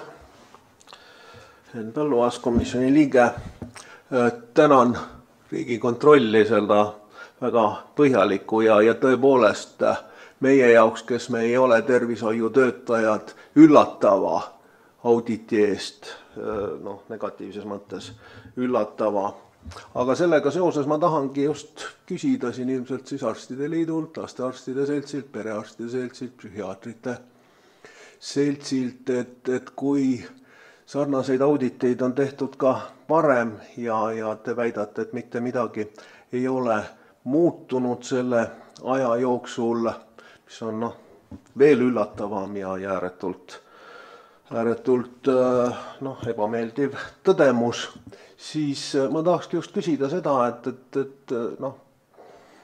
ma ei kuule teie poolt väga palju siin, mõned inimesed on ja seltsid on toonud ettepanekuid, aga põhiliselt näiteks perearstide selts leiab, et peaks ootama, et keegi teeks need korrad teile, et kuidas neid lapsi kutsuda ja et ütlesite lausa isegi, et see on utoopiline, et seda tervisekontrolli suurendada siis laste osas ja seda koormust teile lisada, et kui te teate, kui teile see kõik ei ole üllatav, te olete neid probleeme teate niikuinii, eks väga hästi, siis kui palju te olete siis teinud konkreetseid ettepanekuid, ma ei tea, Sotsiaalministeeriumile, Haridus-Teadusministeeriumile, kas need on kuskile kellegi taha toppama jäänud või siis tõesti te kõik teate, aga sellest ei räägi. Näiteks meie ajakirjanduses, avalikkuses ju neid probleeme väga ei käsitleta kuskil, et vastasel juhul ei oleks ega meile nii suure üllatusena tulnud, et äkki paari sõnaga kõik te ehk oskate mulle vastata, aitäh. Hea meelega võtaks siit otsa üle. Ehk et Eesti lastepsühhiaatrid kindlasti ei kuulu nende inimeste hulka, kes ei ole teinud ettepanekuid. Me oleme teinud väga palju ettepanekuid ja väga paljud asjad on neist vastu võetud, ega see integreeritud teenuste kontseptsioon ei oleks ka sündinud, kui ma reaalselt ei oleks ise seda öelnud koos oma kolleegidega. Aga küsimus on see, et kui tihti üks arst jõuab oma sõnumitega käia ära oma üsna tõsise tööpäeva juurest asju ütlemas, ehk et väga tihedalt teevad erialaseltsid seda tööd, vähemalt seda, mida psühhiaatrid teevad, ma tean 10 aastat üsna täpselt. Ja ei võeta väga tõsiselt seda sõnumit. Eriti kui sa räägid lastest, eriti kui sa räägid laste asjadest. Selleks sa pead väga palju käima reaalselt töö juurest ära ja keegi peab selle reaalse lapse siis sinu asemel vastu võtma, ehk me oleme üsna ülekoormatud. Ehk et kui arst Eestis midagi ütleb, siis ta ei peaks seda mitu korda ütlema. See peaks olema minu meelest hea tava. Ja kui ta on öelnud, siis tuleb hakata tegutsema. Ehk et, ja kui me räägime midagi lastest, siis seda me ei tohiks kunagi öelda 2 korda. Ehk et arstid teevad praegu väga palju tööd, teevad väga palju põhitöö kõrvalt ja igal juhul ei saa me praegu öelda seda, et arstid oleks midagi tegemata jätnud. Küsimus on see, kas me näeme seda laiemalt ja kui kiiresti need meie ettepanekud vastu võetakse.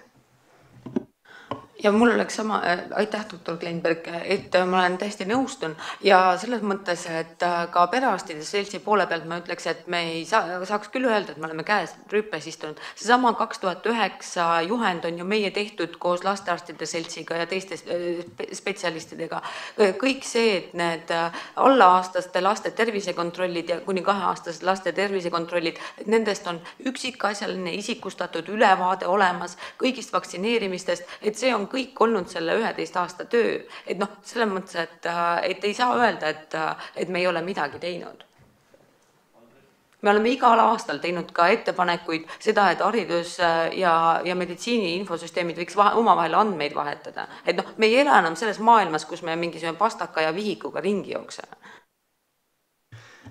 Aitäh, ma tahaksin juhtida tähelepanu sellele, et me ei peagi ilmselt parlamendiliikmete tähelepanu juhtima igale nüansile, aga on 2 olulist asja, mille on aastaid juhitud tähelepanu ja mis on tegemata. Isegi poliitikud on sellest rääkinud alati, kui tervishoid küsib juurde rahasid, siis poliitikud ütlevad, et tuleb tegeleda rohkem ennetuse kui raviga. Meedikud on sellega nõus. Aga kui me vaatame reaalset tegevust, siis ei ennetuse ega tervisekasvatusega Eestis ei ole hakatud siiani tegelema. Need summad, mis on, need on nii piskud, et kui nad kuluvad arenguprojektide kirjutamisele, üks on valmis, siis tuleb summa teise peale, see üks läheb sahtlisse, tegeldaks teisega, seda ellu ei viida. Nii et kui sellega ei tegeldas ja need samad probleemid, mis on koolitervishoius, need on ka üleval mujal ja jäävad püsima. Teine, ja see on minu meelest üks väheseid kohti, kus tervishoiusüsteemis ja siin tuleb välja, et koolitervishoid ja selles on võimalus raha oluliselt kokku hoida, on info. Riik hoidis kokku pisikesi rahasid infotehnoloogia arvel, selle tulemusena iga raviasutus tegi oma infosüsteemi. Need ei kontakteeru omavahel, nüüd tehakse e-tervis, kus on ainult see kujutab ette ainult riiulisse laotud elektroonilised infot. Suurt abi talle rohkem ei ole, kui saad kätte ja loed selle läbi. Selle asemel, et pisikeses riigis, nagu Eesti on, see on üks Euroopa keskmise suurusega linn, võiks olla ühtne infosüsteem nii tervishoius, kui ka, ma saan aru, kui perearsti leideti siin ette, et kas ta ei saa kirjutada üles neid lapsi, kes on kooli läinud, andke andeks, see on 21. sajand. Siin peaks olema infosüsteem, kus omavahel saaksid kokku nii koolide oma kui ka tervise infosüsteem ja kus oleks kooli tervise infosüsteemis peaksid olema sees kõik lapsed, sõltumata sellest, kui ta tuleb Obinitsast, läheb Haapsallu, et oleks võimalus ja kõik läheks temaga kaasa. Ja siin on see, et riik hoiab kokku pisikesi summasid ja kõik teevad omaette neid asju, kõik kulutavad meeletuid rahasid. Nagu ka praegu on kahjuks selle haigekassa juures, kui palju me oleme rääkinud ministeeriumile sellest, et oleks vaja ühtset infosüsteemi. Ka täna on niiviisi, et kui tuleb mingi uuendus tervisevaldkonnas, siis iga haigla peab tegema ise, kulutades kordades rohkem raha selle täienduse. Ja mis erineb jälle teistest. Nii et need 2 asja korda teha minu meelest, see oleks ka juba kõva samm edasi, aitäh. Mul on repliik, siis on Hennul ja siis pidulikult selle teemaga lõpetab Riigikontroll. Tähendab, kui vaadata veidi teise nurga alt, alati on ju nii, et kus arst, seal õpetaja, kus õpetaja, seal arst, eks ju, kogu aeg pannakse paari, eks ju. Et ma kujutan ette, et kui keegi nõuaks õpetajalt, et kui langeb haridustase, teadmiste tase langeb, mis on reaalselt toimumas, et miks sa ei andnud sellest märku haridusministeeriumile, miks sa ei kutsunud üles midagi parandama ja nii edasi, ja siis ta imestab, sest tema asi on õpetada ja kui midagi läheb halvemat teed pidi, siis süüdi on haridusministeerium, mitte õpetaja. Süüdi on see asutus, mis selle süsteemi paika paneb. Minu seisukoht on selline igastahes. Nii, Henn, sul oli repliik. Aitäh, lastearstide liit vist jäi vahele või? Ma annaks teile enne paar sõna. Ja ma tahtsin tegelikult öelda, et lastearstide selts on loomulikult teinud ettepanekuid korduvalt nii ministeeriumile ja haigekassale nüüd viimastel aastatel, aga ministeeriumiga me oleme suhelnud ikkagi pidevalt. Ja võib-olla üks selline aasta, mis oli ka meie jaoks murranguline, oli 2008. Kus lastearstide valvetuba enam ei kannatanud oma töökoormust välja ja me pidime sisse viima triaažisüsteemi, see on see roheline, kollane ja punane haige ja välja koolitama triaažiõed. Ja tänaseks ja siis 2008 oli nagu päris appikarje lastearstide seltsi poolt oli Maripuu minu meelest oli meil sotsiaalminister, et midagi tuleb tõsiselt Eesti riigis ette võtta. Me peame süsteemi integreerima tagasi lastearstid, me peame nägema, kus on see koht, et me peame midagi muutma, aga teate, see jäi kõik soiku muidugi. Nii nagu te ütlesite, et mingit tagasisidet me ei saanud või ühesõnaga see vajus kõik kuhugi hämarusse. Nii et kahju, aga nii see oli ja ma väga-väga tahan loota meie siin laste esindajad, laste ja perede esindajad lastearstidena, et see tänane istumine ei jää ka kuhugi aegade hämarusse ega see sama suurepärane Riigikontrolli audit ei jääks kuhugi arhiivi ja ühesõnaga, me peame ikkagi tulema veel ja veel kokku ja arutama, kuidas ikkagi reaalses elus nüüd parandada seda lastearstiabi. Aitäh! Minu eesmärk ei olnud tegelikult sugugi mitte kritiseerida teid, vaid vastupidi natuke intrigeerida, et ehk tulevad sellised otsemad ja teravamad mõtted, ettepanekud välja, et ma küsisin ka seda, et kus on see koht, kus siis need ettepanekud teie arstide poolsed siis on jäänud toppama. Et nüüd natukene tuli seda ka ilmsiks rohkem. Suur tänu selle eest, aga ma paneks teile omalt poolt südamele sellepärast, et ega seda teemaga ju tegeletaksegi sellepärast, et me kõik teised ka süda muretseb. Et kuigi ma saan aru, meil kõigil on hästi palju tegemist ja tööd ja kindlasti ka ministeeriumis, siis nagu on näidanud see olukord, et võib-olla see, kui kord või kaks tehakse ettepanek midagi püütakse läbi suruda, et sellest on vähe, et ongi vaja tegelikult rohkem sellist survet, et ministeeriumid hakkaksid tegelema ja see süsteem natukene muutuks ja selles suhtes ma olen ka lootusrikas, et ehk nüüd selle auditi tulemusena saavad toimuma sellised väga-väga head ja positiivsed muutused. Aitäh!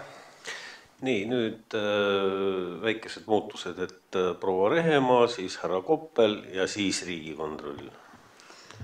Aga enam ei lisa. Aitäh, härra esimees, et sõna andsite. Tahtsin lihtsalt väikse repliigi öelda, et see on küll esimene kord, kui meile arstidele heidetakse ette, et te vähe ettepanekuid teete ja vähe survet avaldate, et tavaliselt on ikka vastupidi. Et tõepoolest aastate jooksul, ma ei tea, mina ka ei tea, kuhu need ettepanekud kaovad, vast seal ministeeriumis on miskisugune suur ladu, kus neid hoitakse. Aga viimane kord vähemasti, kus suur osa ja väga süsteemsed ettepanekuid sai ka kirja pandud, oli 4 aastat tagasi hea tahte leppe juures. Seal olid kõik valdkonnad koos, kõik organisatsioonid koos, kõik korrati kokku pandi kirja ka ja ma ei tea, jällegi, kuhu see nüüd siis kõik jäi.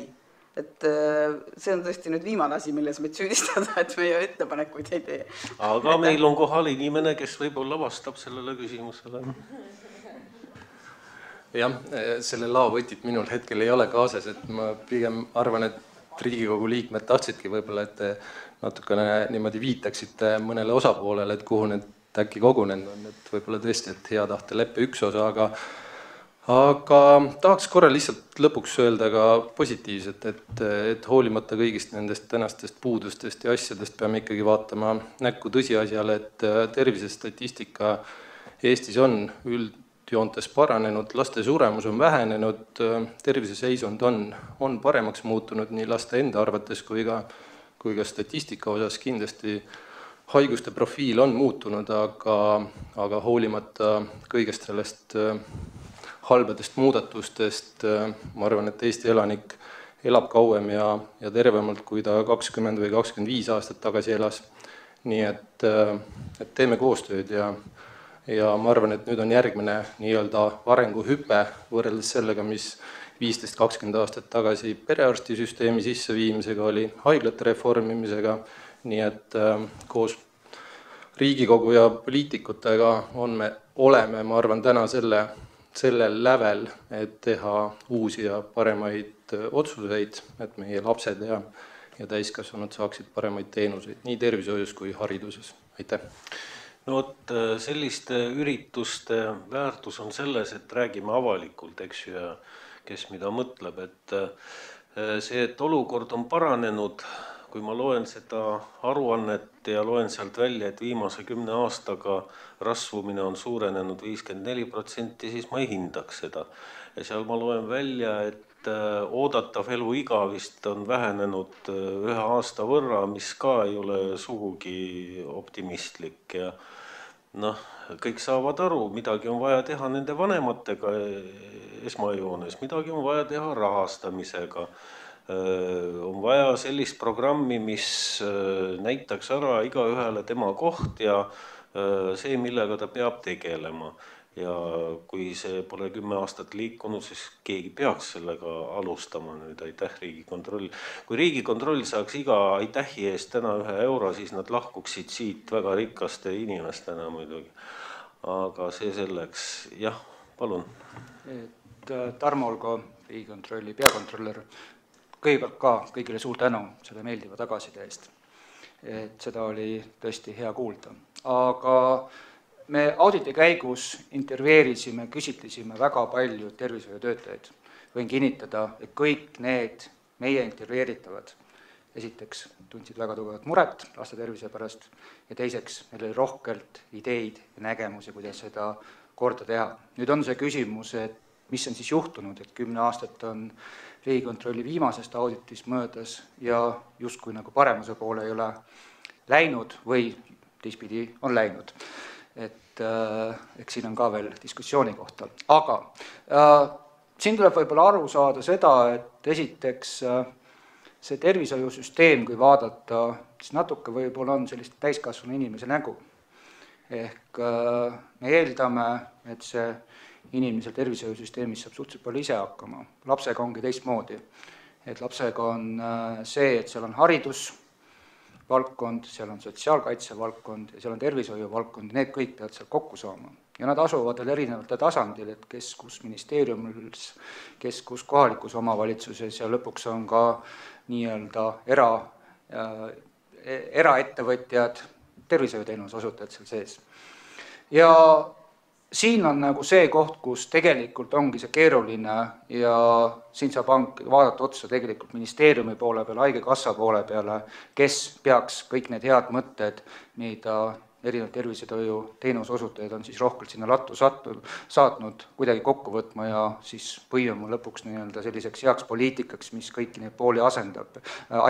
Et siin ei saa nii-öelda seda lahendada kuidagi tervishoiu küsimusega, sotsiaalkaitse küsimusega või haridusküsimusega, et laps ongi seal kõigiga ühe katuse all ja ühe katuse all tuleb neid vaadata selliselt, et see olekski meie suur palve, et võib-olla selle arutelu tulemusena see katus oleks natuke laiem ja need erinevad osapooled saaksid rohkem kokku ja tõesti see tähelepanu keskpunktis oleks see laps, kes tegelikult vajabki abi, kes vajab tuge ja üsna tihti on tal ka lapsevanem, kes peaks tema hoolitsema, aga me näeme, et ta ei oska, ei saa, ei taha ja on palju ka sotsiaalseid probleeme, kus lõpuks see lapsevanem peaks hoopis abi saama. Et selles suhtes veel kord meie poolt suur tänu teile kõigile. Me veel ei jätta hüvasti, ma pole jõudnud oma küsimust küsida. Kas see meie otsuse tekst on võimalik ekraanile panna? Ei ole. Aga see on kõigil käes, eks ju. Tähendab, siin haridusministeeriumi esindaja härra Holm kommenteeris seda osa, mis käib hariduse kohta, eks ju, siis haigekassa kommenteeris seda, 2 punkti, mis teie asutuse kohta käis, aga nüüd enne, kui komisjoni liikmed ütlevad oma arvamuse, kas me võtame selle otsuse täna vastu või ei võta, et ma paluks nüüd Sotsiaalministeerium, teil on hästi palju punkte siin, et kas te näete siin midagi sellist, mis on vastuolus näiteks reaalsusega, millele te vaidleks vastu? ega siin otseselt vastuolu ei ole, et eks need lahendused või ettepanekud tulenevad ju otseselt auditist, et lihtsalt võib-olla see sõna kiirendaks siin hetkel ei ole päris asjakohane, et näiteks esmatasandi tervisekeskuste infrastruktuuri väljaehitamine, et see on protsess, mis on käivitunud, on esimese vooru taotlused esitatud, Rahandusministeeriumile esitatakse märtsiks rahastamistaotlused ja edasi läheb juba ehitamine, et seal nagu midagi kiirendada otseselt väga palju ei ole, et pigem oleme isegi, selles mõttes me kiirendame et me käime ka Sotsiaalministeeriumi poolt näiteks maakondades ka rääkimas nende tervisekeskuste ehitajatega nii koos Rahandusministeeriumiga kui ka eraldi nii sisu kui infra poolest, et lihtsalt seal edasi nagu midagi kiirendada väga palju ei ole ja nende teiste asjade puhul samamoodi, et tervisekontrolli juhendi ajakohastamine, eks siin ju kuulsime, et ega ongi raske osapooli iga kuu või iga nädal ministeeriumisse tuua või üle Eesti kokku tuua, et eks see protsess liigubki niimoodi oma rada, aga eks me anname oma parima, et võib-olla nüüd siin osapooltega koos, et leiame siis esimesel poolaastal aega, et tuleme natuke sagedamini kokku ja teeme selle juhendi valmis. Et muudes osades küll, et ma ei näe, et tähendab, nende tervisekeskustega see on hoopis midagi muud, eks ju, see teema, aga perearstidel on suhtumine nendesse ka väga erinev. Minu perearst laiendas oma territooriumi, võttis krediite, avas uue teenuse ja siis sai vastuse, et seda ei rahastata. Pärast tal pakuti tervisekeskusesse minna ja siis öeldi, et nüüd ta jälle peab krediiti võtma ja see, mis investeering, mida ta tegi oma vanas pesas, eks ju, seda keegi ei arvesta, nii et see on mingi imelik süsteem, aga see selleks. Meil on aega veel üheks küsimuseks, võib-olla aruteluks Kristjan, jah? Ma küsiks Arstide Liidu käest, et te ütlesite ka siin korra selle infosüsteemide probleemi, et see ühtlustamise koht, eks ju, et tänane see lahendus, mis tuleb, ma saan aru, tegelikult ei rahulda ja iseenesest võiks ju sõnastada ka siia selle infosüsteemide arendamise selliselt, et see oleks üle riigi ühtne, mitte siis niimoodi, et tõesti, et erinevad haiglad kasutavad erinevaid versioone. Aitäh! Eesti tervise infosüsteem, see, mis praegu töötab ja mida palju kiideti, see kujutas tegelikult väga lihtsalt öelda ühte asja. Tõsteti need samad kaardid, mis olid registratuuris siiani või haigustlood, mis olid riiuli peal. Need kirjutati arvutisse ja tõsteti siis elektroonilisse riiulisse. See on kõik, mis tehti, see on see kogu kiidetud infosüsteem. Ja praegu meedik ükskõik, kes ta on see perearst või eriarst, kui ta tahab seal näha, ta peab otsima, kui on terve inimene olnud väga lihtne leida sealt üksiku selle seest, kui on haige inimene, võib-olla seal 50 või 150 erinevat dokumenti, mille seest ta peab hakkama otsima.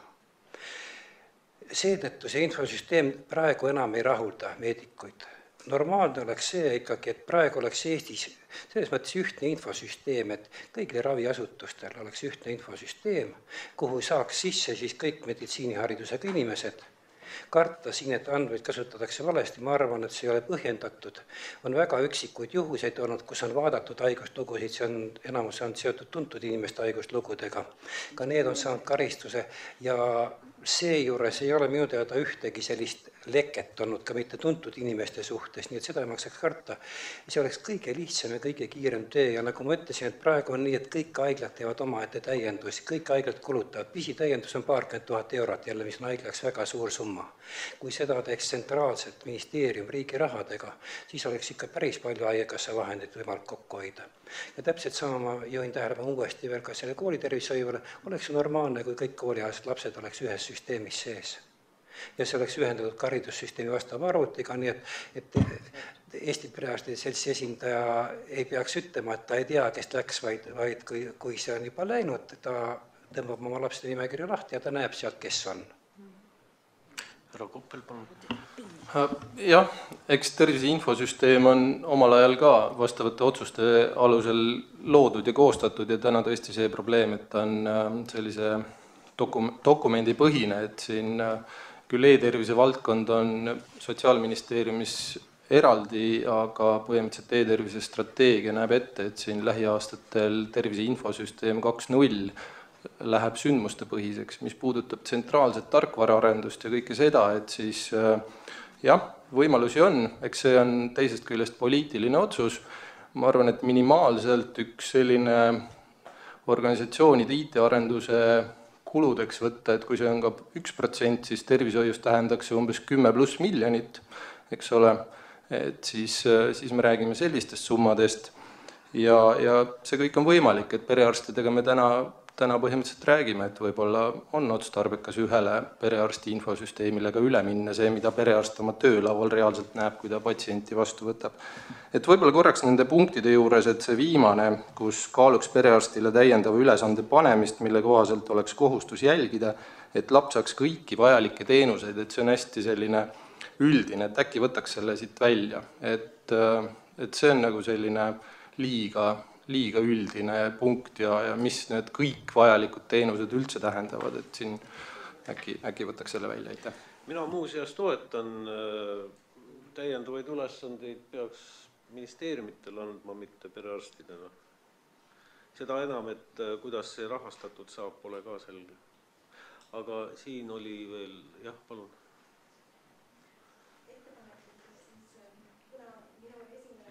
Mikrofon, palun. On sees.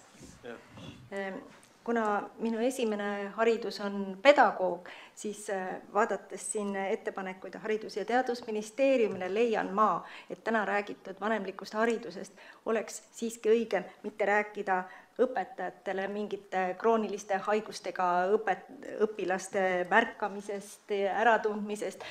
See on kooliõe ülesanne, vaid me peaksime kooliprogrammides integreeritult õpetama just neid vanemlikke oskusi, mida mõnel pool maailmas tehakse, et laps või õigemini juba noor täiskasvanu tuleb koolist välja ja ta teab juba, kuidas last kasvatada ja millal on vaja arsti poole pöörduda, missuguses olukorras.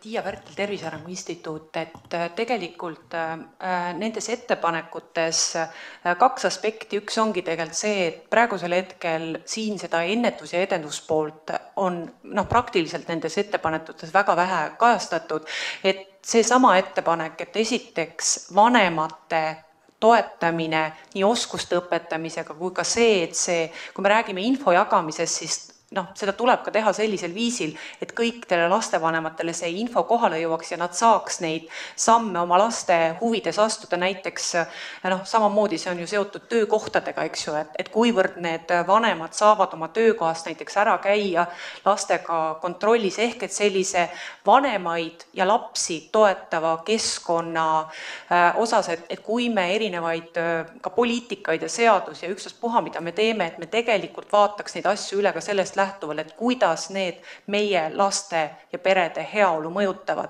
Et üks pool on see, et kindlasti sellist poolt võiks siin ka rohkem olla selgelt välja toodud, praegusel hetkel seda väga ei ole, ja teine pool on siis see, et vanemlike oskuste õpetamine erinevatel tasanditel, et me sellele ka enam tähelepanu pööraks, sest olgem ausad, me küll ütleme, et aeg on väga palju edasi läinud ja asjad ei ole väga oluliselt muutunud, aga olgem ausad, meie ühiskond on selle aja jooksul, selle 10 aasta jooksul teinud sellise megamuudatuse läbi, et me peamegi olema kogu aeg paindlikud ja vaatama asju ümber ja tegema asju ümber, et selle kaasajaga kaasas käia, sest täpselt samamoodi, kui me räägime laste ülekaalulisuse kasvust, siis täpselt sama drastiliselt kiiresti kasvab täiskasvanute ülekaalulisus ja jälle ma toon siin selle välja, et tervis tervist mõjutavad kõikides sektorites tehtavad otsused, maksud, kuivõrd suur on meie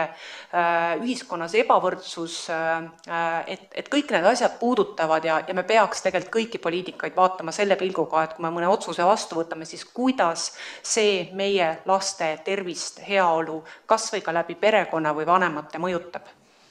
Ehk et sellise ennetuse poole sissetoomine võiks ka kindlasti olla kaalutud. Aitäh! No nüüd on tõesti aeg täis. Lugupeetud kolleegid, et siin kõlas 2 ettepanekut, viimased punktid siin Sotsiaalministeeriumi ja Haridusministeeriumi alt välja võtta. Ma arvan, et profidega me vaidlema vist ei hakka. See ka, et see ennetusteema sisse tuua.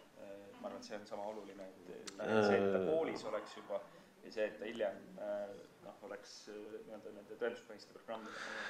Maailm muutub jube kiiresti tõesti, sellega ma nõustun ja selleks, et vanemad äkki meelde tuletaksid, et last on vaja viia arsti juurde kontrollile, on vaja võimalust lihtsalt internet välja lülitada. Jätta ta ilma nutitelefonita ja ta jooksuga paneb kohe arsti juurde ja ma arvan, et me varsti tuleme selle asja juurde, aga mäletame seda. Aga ma sain aru nii, et otsus siis on konsensuslik, eks ju, nende muudatustega. Ja lõpetuseks, kuna see on viimane avalik üritus, kus ma saan vist seda teha, siis ma ütleks, et ma olen tänulik, et saatus mu kokku viis selle komisjoniga ja Riigikontrolliga, sest mul ei olnud tegelikult suurt ettekujutust, millega see organisatsioon Eestis tegeleb. Ja ma tean, et seal on koos parimad profid, kes teevad väga ausat ja väga tänuväärset tööd. Ja ma tahan teid tänada kõiki, kellega me oleme koos töötanud selle 5,5 aasta jooksul. Minu jaoks see oli üks suur eluedu. Aitäh teile. Ja teile kõigile aitäh selle eest, et osa võtsite ja üritame teha nii, et selle teemaga me lihtsalt nii ei lõpeta. Koalitsioonilepingus on vastav lause sees ja küll me siis üritame vastavaid ministreid kuidagi tagant veidi lükata. Aitäh teile ja ilusat päeva!